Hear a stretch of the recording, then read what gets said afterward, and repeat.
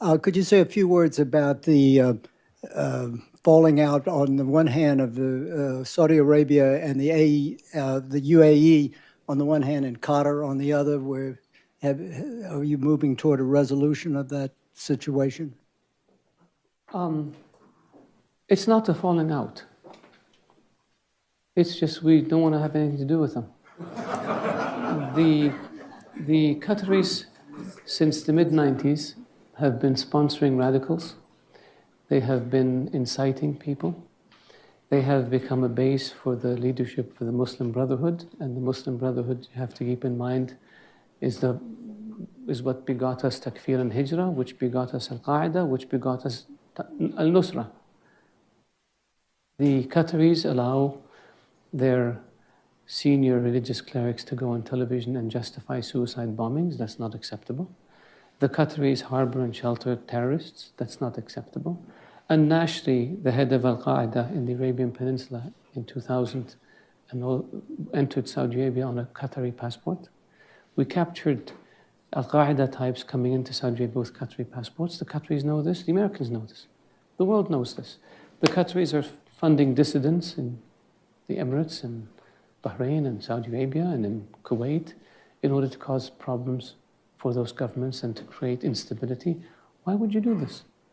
The Qataris pay ransom to terrorist groups, including $500 million to Hezbollah in Iraq, $50 million to Qasem Soleimani, according to text messages between the Qatari ambassador in Iraq and the foreign minister of Iraq, including I don't know how much to Hezbollah in Lebanon. Is that acceptable? If we gave $1 to Hezbollah in Iraq, we'd be sued in a court down the street. And so the Qataris use their media platforms to spread hate. The Qataris send weapons to Al-Qaeda affiliated militias in Libya. The Qatari Emir was conniving with Gaddafi on how to overthrow Saudi Arabia. The Qataris connected Gaddafi with a Saudi dissident in London who they fund, who connected the Libyans with a group in Mecca with the objective of assassinating the then Crown Prince, later King of Saudi Arabia. Is this acceptable?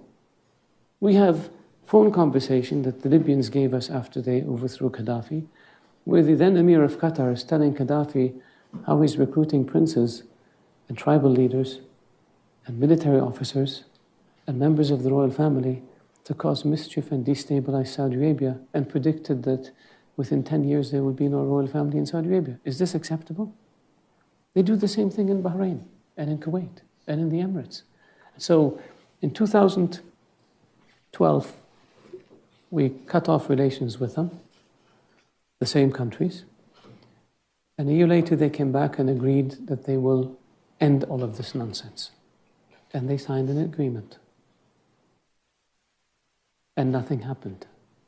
So this time, we said, you know what? We're not going to deal with you. Unless you change.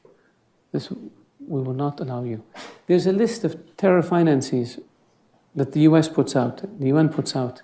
And a number of them are living openly in Qatar, raising money and giving it to bad people. Is this acceptable? Shouldn't be.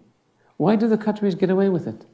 Because I think people see a young country, young leadership, they buy fancy buildings, they have a nice airline, and they think, wow, these guys are really modern. But we have to deal with the dark side that I just explained. And so that's why we said, unless you change, we're not going to deal with you. Now, what happened since we took this action? They signed an MOU with the US on terror financing that they had refused to sign before. They changed their laws to allow the introduction of evidence provided by a foreign government.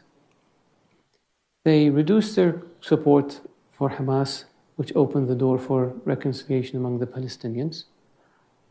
All of these are good things. Now we're waiting for them to continue to implement all the things that they promised to implement.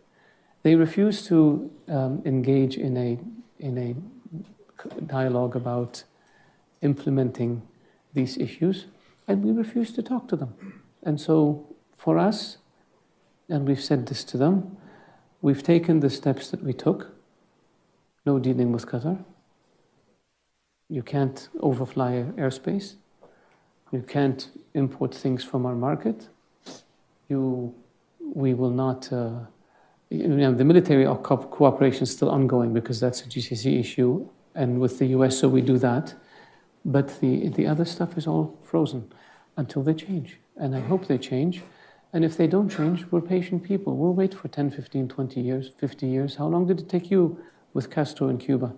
We can do the same with Qatar. We'll have no issue. It would be nice of them if they acknowledge that they have a problem, and then they can fix the problem. And the problem with the Qataris is they're still in denial. And we need to move them from denial to introspection so they can fix the problem. We have no hostility towards Qatar. We just vehemently oppose their behavior, which is very dangerous to us and has endangered our citizens and has endangered our security. And that's why we took the steps we took.